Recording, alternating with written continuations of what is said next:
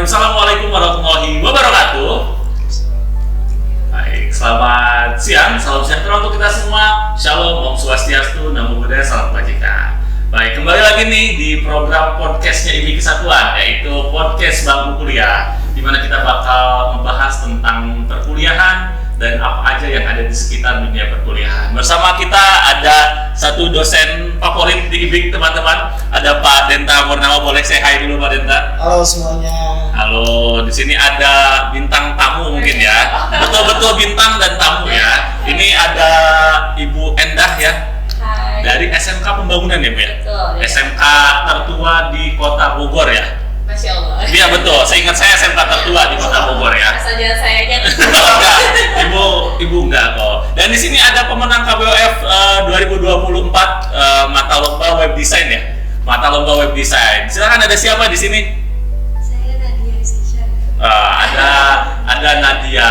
Nah, di sini kita bakal ngobrolin topik yang menarik nih terkait dunia perkuliahan. Apa aja sih yang akan kita bahas hari ini? Temanya hari ini adalah kerja sambil kuliah, kenapa enggak gitu. Nah, kita kebetulan bersama dosen vokasi Pak Denta, Ibu Endah sebagai guru SMK nih, yang memang senantiasa mengarahkan kalau lulus SMK itu kerja ya, lulus SMK itu kerja. Dan Nadia sebagai yang mau kerja atau kuliah belum tahu ya.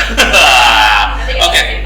Ya, kita akan cari tahu di sini, betul nih teman-teman semua Oners. Dan oke, kita langsung aja ke pertanyaan pembuka nih. Apa kabar? Nah, ya. Oke, pertanyaan pembukanya itu saya tanya ke Nadia dan Bu Endah dulu. Mungkin Nadia dulu bisa jawab ya. Nadia nanti kalau jawab bisa agak depan ya. Nadia, sekarang Nadia kelas berapa? Aku kelas 12. Kelas 12 ya, kelas 3 ya. Lagi persiapan uji kompetensi, betul? Betul. Apa sudah? Lagi persiapan. Lagi persiapan ya, gitu. Nah, Nadia sendiri kan memang masuk SMK tadi seperti disinggung ya Pak Denta, Bu Endah, dan Nadia, bahwa kalau SMK ini pasti masuk SMK ini niatnya biar langsung kerja ya. Iya. Betul. Tadinya begitu ya, gitu. Nah, kalau Nadia sendiri nih trennya itu sekarang kalau dengar-dengar teman-temannya gitu ngobrol, kira-kira teman-temannya ini lebih banyak yang pengen kerja atau pengen kuliah sih sebetulnya? Kalau di teman sekelas itu banyaknya yang mau kerja ya. Betul. Cuma kalau teman-teman dari yang luar sekolah itu banyaknya yang mau kuliah. Kerja dan kuliah, jadi Iya. sama ya, ada peminatnya. Nah, tapi ada nggak sih yang memang, atau mungkin Nadia sendiri yang memang punya niat untuk aku pengen kerja sambil kuliah gitu? Iya, ada. Ada. Nadia sendiri? Iya, betul. Nah, Nadia sendiri ya. Nah, gitu. Jadi memang ada ya begitu ya, gitu. Kalau boleh tahu kenapa Nadia sendiri berencana untuk kerja sambil kuliah sih gitu? Karena yang pertama emang pengen punya penghasilan sendiri kan. Jadi nggak terlalu memberatkan ekonomi keluarga juga. Betul. Terus pengen ngebanggain aja kedua orang tua. Betul, Masya Allah ya, luar biasa banget nih Nadia. Nah, sekarang ke Bu Endah nih, dari point of view-nya guru. Bu Endah ini guru mata pelajaran apa sih, Bu? Saya dari bimbingan konseling. Oh, bimbingan konseling ya. Saya suka rada trauma gitu dengan BK, oh tidak gitu. Bimbingan kasih sayang. Bimbingan kasih sayang ya gitu. Walaupun saya yakin yang diberi kasih sayang itu semua, tapi yang merasa disayangi cuma yang bermasalah ya gitu. Padahal semua pilihan ya gitu. Nah, Bu Endah sendiri dari point of view-nya BK nih, terutama di SMK Pembangunan nih, apa yang lagi tren sih? Kerja dulu, kuliah dulu, atau kerja sambil kuliah bahkan? Dari pemetaan kita kelas 12 kebetulan di SMK Pembangunan itu ada kebiasaan di awal kelas 12 itu ada pemetaan. Betul. Pemetaan itu pemilihan minat anak kelas 12. Untuk tahun ini 65% mereka memilih kerja sambil kuliah. Oh, Gitu. 65% ya? 65% betul. Itu berarti apakah ada tren yang bergeser gitu antara dulu kan memang SMK-nya oh ya udah kerja aja Iya. gitu. Sangat-sangat. Tahun lalu malah. Tahun lalu itu 80%-nya kerja. Oh. Bahkan yang kuliah itu nggak sampai 50 memilih kuliah. Oh, Tapi 50. tahun ini itu drastis banget kerja sambil kuliah. Kerja sambil kuliah ya gitu. Nah, tadi kan dari Nadia sendiri bilang bahwa aku pengen ngebanggain orang tua gitu dengan effort yang aku keluarkan untuk kerja sambil kuliah. Nah, kalau dari BK sendiri, apa sih alasan terbesarnya anak-anak memilih kerja sambil kuliah, Bu? Oke, alasan pertama yang banyak itu mereka itu finansial ya, finansial karena memang ada beberapa yang kurang disupport orang tuanya, tapi mereka itu melek akan pendidikan, gitu. Terus ada juga alasan yang kedua itu mereka itu kenapa kerja sambil kuliah karena ingin membiayai hidupnya sendiri. Namanya sekarang itu anak-anak gaya hidup kan, iya. Jadi mereka itu ngerasa kalau punya uang sendiri itu bebas. Kuliahnya masih dibiayai oleh orang tua. Itu alasannya ya, ternyata ya. Iya. Berarti bergeser lah ya, secara garis besar bergeser gitu. Memang, nah masih sedikit mungkin ya ke Bu Endah lagi, bahwa tadi ada yang pengen kerja, ada yang pengen kerja sambil kuliah. Nah, tapi ada nggak sih yang memang SMK tapi langsung kuliah gitu, dia udah fix mau kuliah gitu? Banyak juga ternyata ya. Banyak banget, udah nggak ada milih kerja sambil kuliah tapi kuliahnya aja fix. Itu Ibu tahu nggak alasannya kenapa? Mungkin satu dari faktor keluarga kali ya, dukungan keluarga, support orang tua, latar belakang orang tua juga bisa jadi faktor salah satunya. Jadi orang tua bahkan ke kita bersekolah itu untuk membantu anaknya dimotivasi untuk kuliah. Karena sekarang itu Bu katanya kalau kita nggak pendidikan tinggi, yang pendidikan tinggi aja itu belum tentu. Nah, itu dia. Jadi tolong dimotivasi. Balik lagi sama anak-anaknya. Betul. Anak-anaknya alasannya 4 tahun harus belajar lagi kan gitu ya. Iya. Kalau kuliah pasti mikirnya gitu, harus belajar lagi gitu. Mereka itu mindsetnya tuh belajar dan belajar. Padahal kuliah itu sebenarnya tidak menegangkan itu ya. Betul. Iya, mungkin nanti Pak dosen bisa menjelaskan bahwa sesuatu itu lah kuliah itu. Betul. Nah, itu berarti ada juga ya Bu ya, 3 tren yang memang terjadi saat ini gitu, pilihan untuk melanjutkan lah studi itu seperti apa pilihannya. Nah, sekarang pertanyaan untuk Pak Denta. Pak Denta ini dosen dari vokasi ya, Fakultas Vokasi IPI Kesatuan Sarjana Terapan Bisnis Digital, Pak Denta? Ya, saya dosen tetap di Bisnis Digital Prodi Vokasi. Wah, ini dosen favorit ya. Ini betul, saya betul favorit karena Pak telat tugas nggak apa-apa. Itu dia, itu alasannya. Tapi Pak Denta punya pertimbangan lainnya. Nah, Pak Denta sendiri apa sih? Pak Denta kan menghadapi anak-anak yang memang kelas reguler dan kelas karyawan gitu. Sudah tentu kalau teman-teman yang memang kerja sambil kuliah itu pilihannya adalah kelas karyawan, Pak ya. Betul. Nah, ada nggak sih perbedaan dari anak-anak yang memang kelas karyawan dan kelas pagi itu anak-anaknya kayak gimana sih? Oke, terima kasih Musli. Perbedaan ada ya, perbedaan pasti ada, baik dari cara belajar, cara beradaptasi. Yang saya analisa cenderung memang kalau kelas karyawan itu cepat beradaptasi. Karena apa? Mungkin karena dia sudah biasa bersosialisasi di tempat kerja. Betul. Jadi dia cepatlah beradaptasinya, baik ke dosennya, baik sesama teman-temannya, lebih dewasa, lebih tingkat kedewasaannya. Itu yang pertama. Terus kemudian tingkat belajarnya, mereka memang cenderung lebih antusias. Karena apa? Mungkin implementasi. Oh Pak, di tempat kerja saya seperti ini. Oh ini teorinya, jadi saling melengkapi. Nah memang bedanya kelas karyawan itu seperti itu, di luar dari kekurangannya, tapi dari segi positifnya mereka cepat beradaptasi dan belajarnya lebih berantusias gitu ya, karena dia merasakan tempat saya tuh kerja tuh seperti ini. Oh ini teorinya seperti ini gitu ya.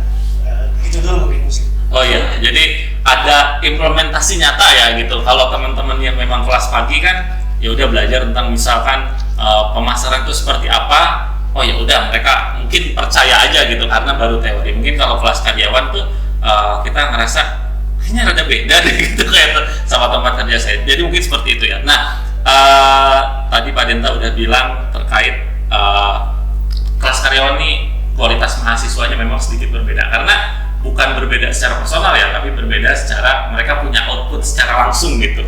Malam ini belajar tentang marketing mix, besok pasti ngeliat gitu, ngeliat gitu. Sudah apa yang kejadian di tempat kerja gitu. Persis seperti saya Pak Denta waktu itu sempat saya ingat belajar tentang 4P dan 7P gitu terkait pemasaran barang dan jasa gitu. Nah itu tuh saya langsung nguraikan gitu, PR pertama tuh apa, PR kedua tuh apa, oh iya masuk ternyata, tapi PR yang ini kurang nih gitu, jadi bisa ada begitunya gitu kalau kelas karyawan ya. Nah Pak Denta, ada nggak sih minusnya dari kelas karyawan gitu, maksudnya yang memang sering terjadi masalah yang ada di kelas karyawan gitu? Oke, sebenarnya bukan minus gitu ya, Iya. cuman Tantangan sebenarnya. tantangan. Betul. Kenapa saya sebut tantangan? Kita bayangin, kelas karyawan itu paginya bekerja, Betul. malamnya karyawan, sehingga fokusnya harus ekstra terbagi betul, secara finansial, fokus belajar, fokus pemikiran, pasti kan di tempat kerja ini banyak kegiatan, ditambah lagi ada kegiatan di kampus, jadi harus ekstra, baik dari fokus, baik dari biaya. Jadi memang saya itu selalu mengapresiasi banget sama anak-anak kelas karyawan yang masih mau menyempatkan kuliah. Kenapa? Karena kalau kita tarik lebih dalam, sebenarnya mereka secara finansial punya uang, punya gaji, bisa aja dia untuk menikmati itu, bener gak? Betul. Gak perlu mengambil pilihan ngapain saya kuliah.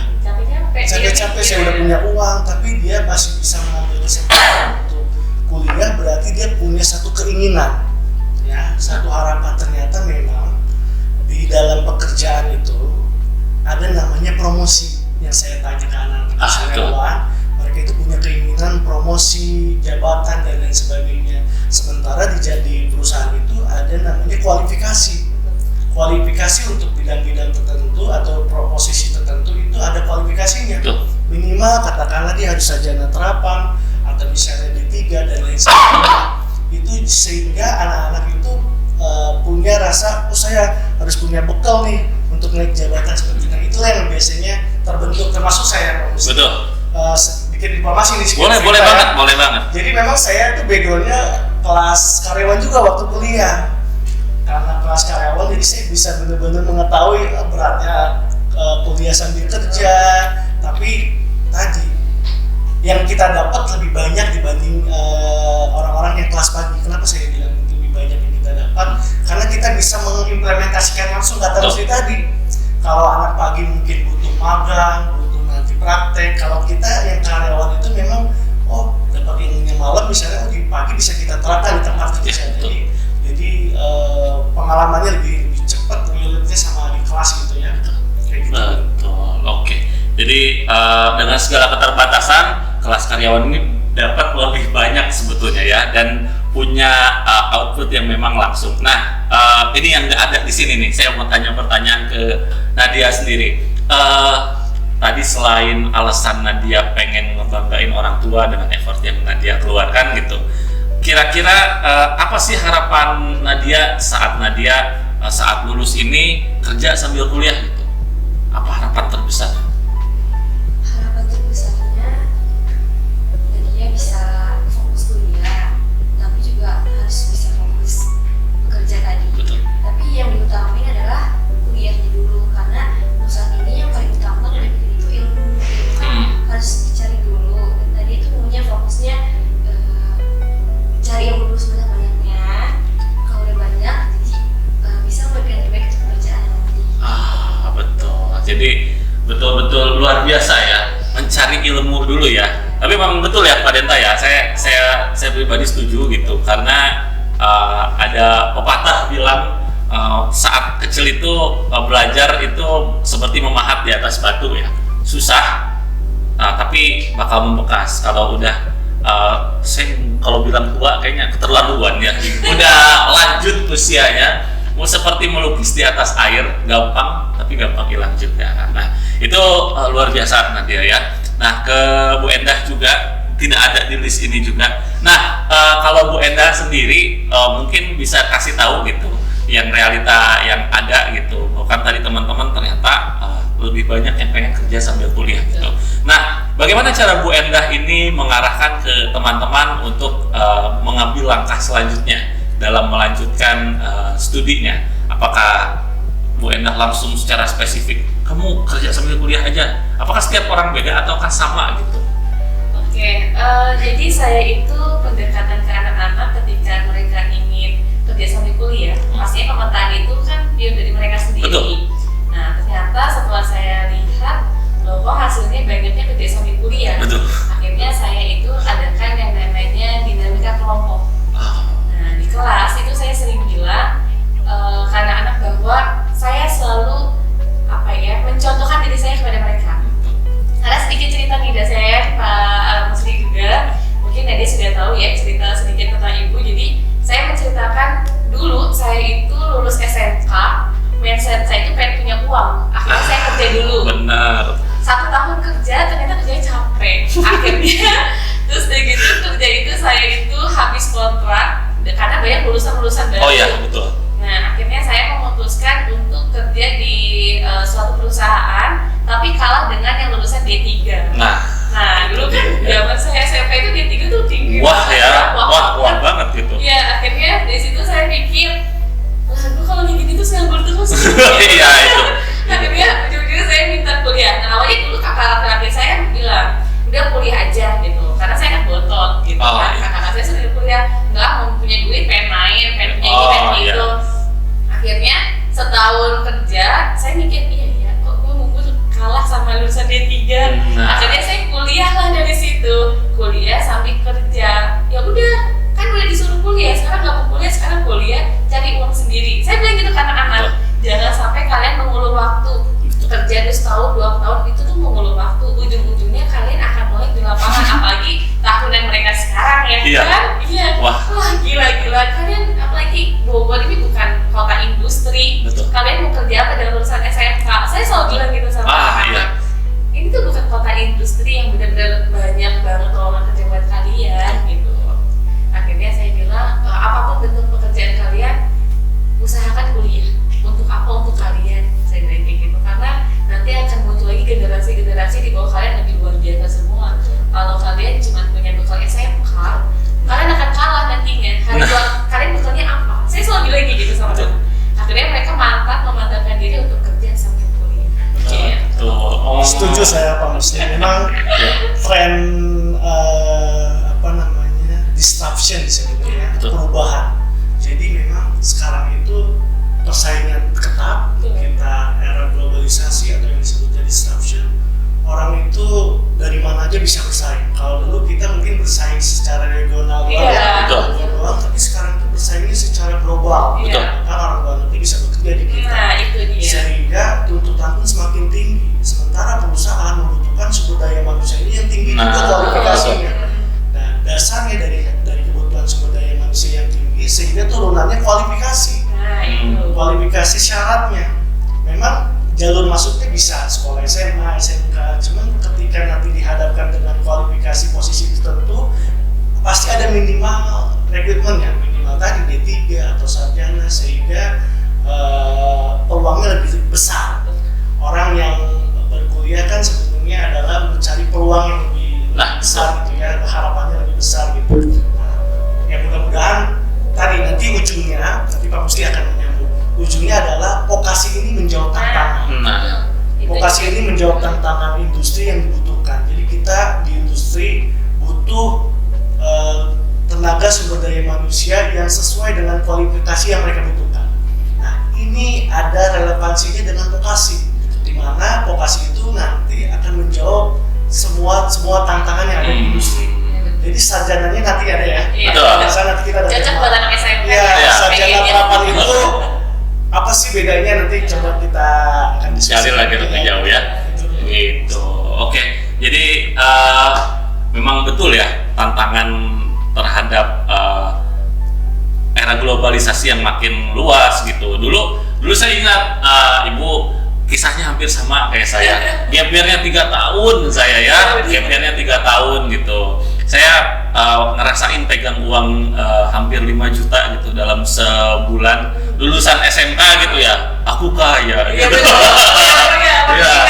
Pula waktu itu kerja di Jakarta di percetakan lah, salah satu percetakan yang besar lah, agensi iklan dan yang lain-lain lah, yang bannernya segede-gede gaban gitu.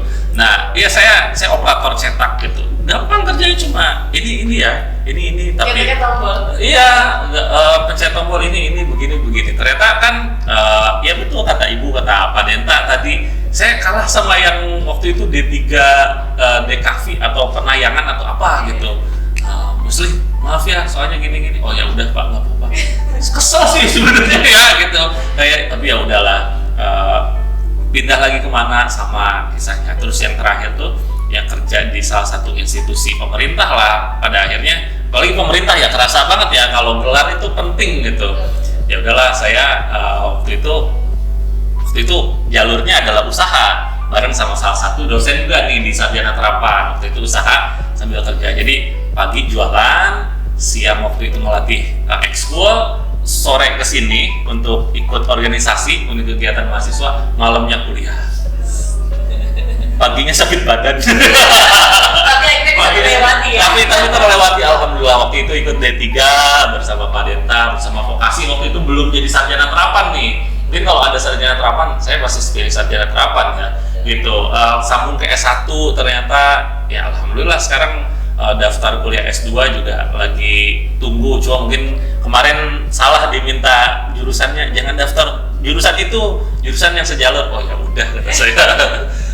Gondok juga gitu, tapi nggak apa-apa lah. Nah gitu ya, Pak Denta, Ibu, bahwa tangkas aja gitu, pintar kerja aja nggak cukup, kita butuh kualifikasi yang lebih dalam lagi, yang lebih spesifik lagi. Nah, nyambung soal sarjana terapan nih, terutama di IPIK, Ibu Nadia, mungkin sekedar informasi bahwa dulu ini D3, saya juga dulu lulusan D3 gitu, bahwa D3 ini mungkin kalau bahasa anak sekarang kentang ya, kena tanggung gitu. Kayak nyambung setahun lagi ini banget ya gitu. Ini sekarang juga kalau ada D3 dan S1, kalian pasti teman-teman pilih S1 ya, yang sarjana ya. Nah, sarjana ya, dan memang secara akademik memang di atas diploma 3. Nah, sekarang kita udah transformasi jadi sarjana terapan, Bu. Jadi sarjana terapan dari D3, alhamdulillah ada peluang. Nah, Pak Denta sendiri sebagai dosen nih, boleh nggak sih dijelasin perbedaan paling umum gitu di balik tantangan yang tadi Ibu ceritakan dan Pak Denta spill sedikit tentang tantangan yang ada di dunia industri ini, kenapa vokasi ini bisa menjawab tantangan-tantangan yang ada gitu Pak? Industri ya.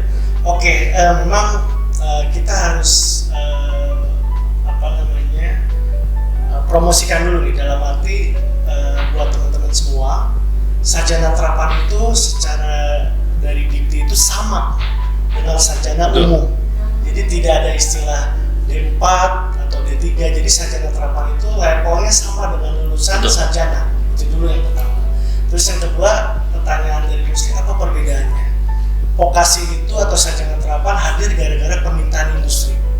Kita butuh sarjana yang langsung cepat kerja, cepat teraplikasi, dibutuhkan dengan keinginannya industri. Itu adanya di sarjana terapan. Betul. Rumahnya itu kalau dalam dikti itu vokasi, sama kita di SMK itu kan vokasi ya. Betul. Sehingga apa? Sehingga dalam pembelajaran atau kurikulumnya itu berbasis dengan industri. Nah, kurikulumnya yang membedakan adalah kita undang industri, kita kolaborasikan apa yang dibutuhkan dengan industri sehingga menjadi kurikulum. Sehingga anak-anak itu ketika lulus ya memang sesuai dengan industri yang dibutuhkan. Kadang gini di industri, kebetulan saya juga bekerja gitu ya di industri. Jadi di industri itu kadang kita butuh sumber daya manusia yang siap cepat kerja. Kita nggak mau lagi nge-develop, kita nggak mau lagi nge-training butuh waktu yang lama, tapi kita butuh rekrutmen orang yang langsung siap untuk kerja. Tapi kita butuh juga yang levelnya misalnya sarjana. Nah, sarjana terapan yang ngejawab industri itu. Makanya dalam pembelajarannya buat teman-teman yang di SMK jangan takut. Pembelajaran di sarjana terapan itu porsinya praktik lebih banyak. Mostly persentasenya itu kalau nggak salah itu 70-30 atau 60-40, saya nggak tepat secara tepatnya gitu. Tapi yang pasti adalah porsi prakteknya lebih banyak, lebih dominan, mirip dengan SMK. Betul, cocok lah ya. Memang kita memang diintegrasikan SMK dengan sarjana terapan itu sama, satu rumah. Kita makanya banyak praktek. Setiap mata kuliah yang kita adakan pasti porsi prakteknya lebih banyak, kemudian praktiknya pun yang sesuai dengan kebutuhan industri. Jadi sehingga anak-anak itu yang lulus dari sarjana terapan diusahakan langsung siap pakai untuk di dunia industri. Nah, itu dia. Jadi menyenangkan nih kalau menurut saya kuliah zaman dulu sama zaman sekarang tuh beda banget. Betul. Terbayang sih, sangat menyenangkan seperti itu. Betul. Praktek dan praktek. Praktek yang pertama sesuai dengan industri. Iya, betul. Kadang malah di tempat saya itu ada namanya mata kuliah digital marketing. Nah, Anak-anak itu dia. udah bisa bikin website, bikin usaha, jadi punya uang lagi malah tambahan gara-gara dia bisa bikin jualan online dan lain sebagainya. Bisa konten ya. Ya. Jadi nggak ada tadi ya asumsi kuliah lagi belajar lagi Iya, ngumpet itu betul. sebenarnya nggak. Nggak sepenuhnya betul ya, Iya. malah salah gitu. Iya, makanya kalau kuliah itu saya selalu bilang ke mahasiswa, kuliah itu jangan belajar doang. Betul. Kuliah itu ada bersosialisasi ya, berteman itu yang betul. bumbu-bumbu yang bikin kita nggak jenuh di sekolah Betul. itu gitu ya. Yang mudah-mudahan lah dengan adanya podcast ini keterbukaan tentang sarjana terapan, keinginan untuk kuliah itu semakin tinggi harapannya. Itu mungkin dari saya sendiri. Sarjana terapan ya. Jadi satu kata kunci yang utama dari sarjana terapan adalah siap bekerja. Jadi mungkin ibu juga dan semuanya di sini tahu bahwa kalau ada dua orang yang memang punya kualifikasi sama, ya yang tipis-tipis lah mungkin. Tapi yang dicari pasti yang siap ya, yang siap. Nah, seperti Nadia nih, tadi kan sempat disinggung ya, Nadia ini juara KBOF 2024 dan tadi saya juga sempat lihat hasilnya seperti apa. Pantesan juara gitu ya. Pantesan juara nih. Ini juga salah satu yang siap Bu nih gitu. Dan Ibu juga sebagai guru BK memang betul-betul bimbingan kasih sayang ya, memberikan kesiapan gitu ke teman-teman. Apapun langkah yang diambil oleh teman-teman dari SMK Pembangunan ini diarahkan untuk siap ke depannya. Nah, pertanyaan lagi nih buat Nadia, mungkin hampir di pertanyaan-pertanyaan terakhir. Nah, Nadia sendiri cita-citanya apa sih? Masih relate kah cita-cita Nadia dengan apa yang Nadia kerjakan sekarang gitu? Masih. Cita-cita saya dari dulu adalah pengen jadi desainer. Oh, memang masih sama ya. Iya. Cocok Pak Denta nih, digital marketing nih gitu ya. Cocok banget di digital marketing nih gitu. Apalagi udah punya keahlian. Nah, itu dia. Website, desain dan juara lagi. Nah, itu. Tinggal melanjutkan kan? Ya, masih sama ya berarti ya dengan yang di ini ya. Saya dulu cita-cita beda-beda saya gitu ya.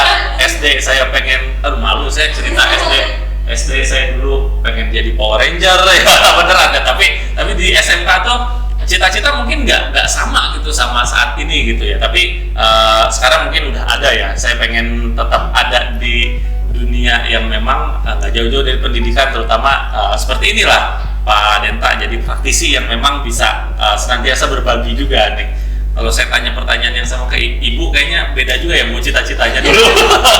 Silsilah cita-citanya panjang. Panjang ya, sama kita ya Bu ya. Nah, kalau ibu sendiri apa sih harapan terbesar ibu buat teman-teman dari SMK Pembangunan nih? Buat anak-anak ibu, harus nonton, harus dengar sebentar nih ya. Sering dibilang, mungkin udah bosan kalian dengarnya bahwa pendidikan itu nomor satu. Entah kalian ingin bekerja, berwirausaha, ataupun kalian pada akhirnya berkarir di rumah, tapi setidaknya kalian itu punya bekal pendidikan. Karena apa? Ibu selalu bilang kuliah itu bukan hanya ilmu dan ijazah saja, tapi di dunia perkuliahan kalian banyak banget nanti akan menemukan relasi. Terus sikap kalian akan terbentuk di sana. Sehingga ketika kalian nanti lulus, yang tadinya hanya sekedar terpaksa, jadi bersyukur dan alhamdulillah terpaksa itu akhirnya membuahkan hasil yang luar biasa buat kalian. Makanya jangan sampai tidak kuliah. Ingat, rezeki pasti ada, yang penting niat, betul kan? Betul ya. Jadi kalau kalian kuliahnya di vokasi. Betul ya. Beasiswa banyak ya, Das? Ada jalurnya. Jadi kalau anak SMK ini jangan bingung, kalian mau kemana swastanya langsung aja temuin Kang Musti sama Pak dosen yang ganteng ini, baik Pak. Betul, Bu. Jadi memang saya pribadi gitu ya, storytelling ketika keinginannya ada, selalu ada jalan. Saya nggak tahu percaya seperti itu ya. Setiap keinginan baik kita ada di jalannya. Yang penting kita mau ada keinginan sama ikhtiar. Nah, itu Betul. dia. Kalau keinginan tidak dibarengi dengan ikhtiar, susah juga untuk Nol buka juga, jalannya ya. gitu ya. Makanya mudah-mudahan ya kita memang nggak tahu rezeki seseorang ya, Betul. tapi alangkah baiknya dipersiapkan